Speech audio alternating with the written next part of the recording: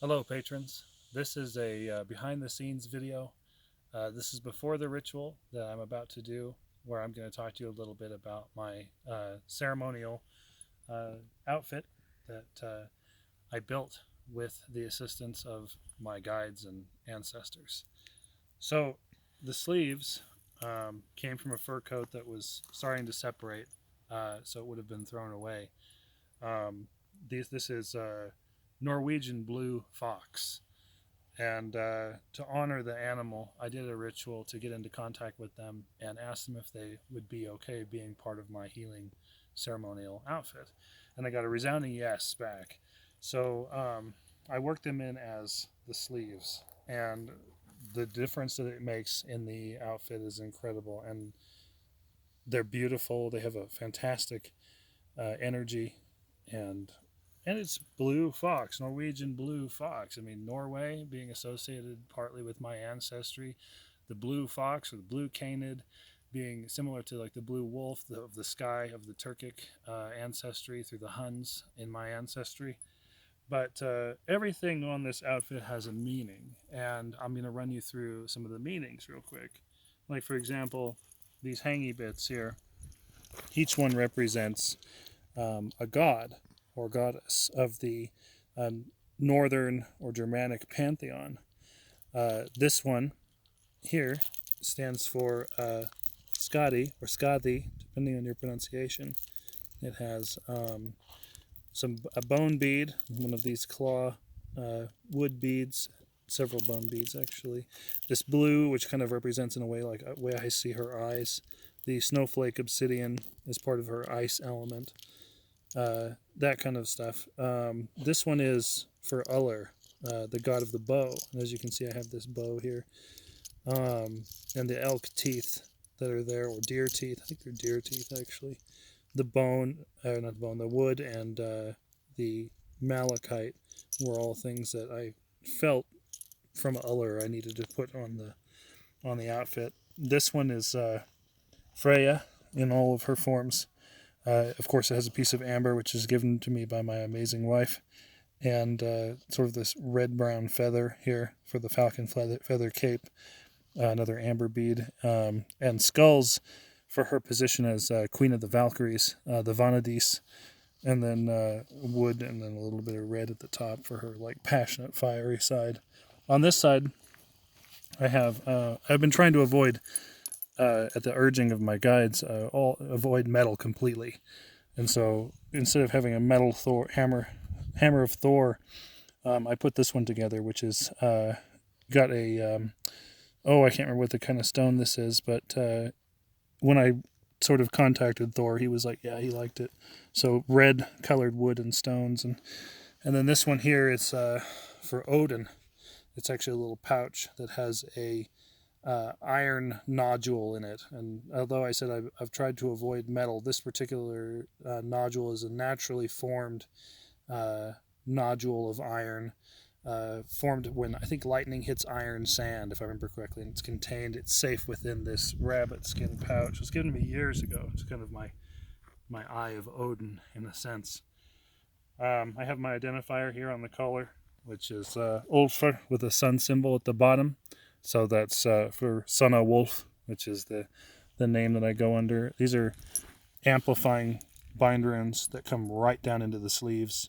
Um, there's there's a ton of runes incorporated here, and they are there's hidden runes in there as well. So like the primary one, of course, is Elhaz or Algiz, but there's also a Thorisaz, which is also a Wonyo, an Uruz, but it also has that Raidho energy going straight into the flow of Laguz and straight into the arm, and that's on both sleeves. So, and then of course the the rest of the paint on it.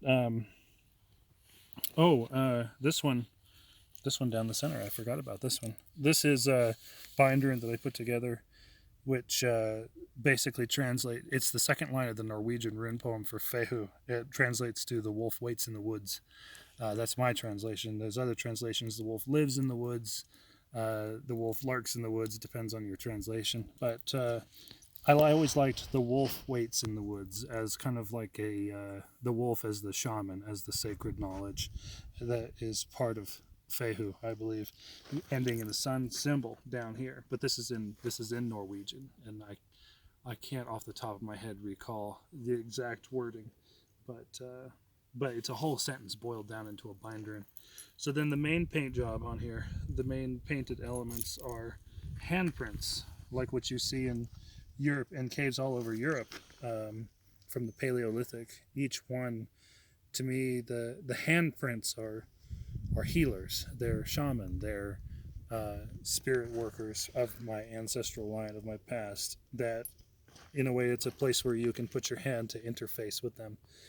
And the dots, the individual spots you see around that form, around them or as part of them or are flicked around, those are, each dot is an ancestor in my ancestral line, in a sense, going way back, as far back as humanity goes. And that means humanity in all its forms, including like Neanderthals, which if Neanderthals were able to interbreed with archaics, then they were human. Because you only get a species division if the two animals interbreed and produce sterile offspring or no offspring at all. And if Neanderthals and archaics were producing offspring, they're human, which puts humanity going back like 500,000 years. That's a lot of ancestors. On the back, you can see some more famous pieces from caves. In the center of the back is the wolf from Font de Glam, which is it's it's one of the best ones I could find pictures of. The wolves aren't given as much attention in cave art as other symbols and pictographs generally are. The other ones include the elk, the great elk, Monoceros, and on the back there, and then of course there's a auroch back there. The elk and the auroch are both from Lascaux, that famous painted cave in France. You can find out more about that cave by watching that wonderful documentary. It's a bit surreal and silly as well, but there's a wonderful documentary called Cave of Forgotten Dreams. You can see some of these in higher definition, I suppose. I think there's one more back there. That's the famous one. In the center. Oh, the horses. Yeah, the horses are the other one. And the wolves on the back. The horses are also from Lascaux. But in the back, on the center, and then going down both arms, those are the wolves of my line. That's mythic ancestry. The one right in the center over the sun symbol. It's a blue sun symbol with a wolf that has a bind rune on its chest. And the bind rune says Asena, and that's for the sky wolf, the great wolf mother, the Rikker Mulfer Ulfer, which is Old Norse for great wolf mother. That gave birth to the 10 Turkic tribes. And one of those tribes, of course, is the Huns, which that's where the Turkic ancestry comes from, with my family being primarily German. And as you can see, coming out of Asena on the back, there are 10 wolves, 10 smaller wolves, and then they have lines that go out and down both arms to the hands, in a sense, all the way down through the fox fur.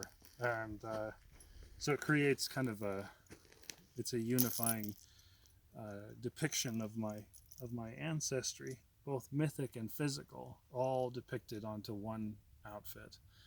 And so now you can see the basic details of the outfit that I'm going to be, the ceremonial wear I'm going to be wearing in the upcoming ritual. Alrighty, thank you.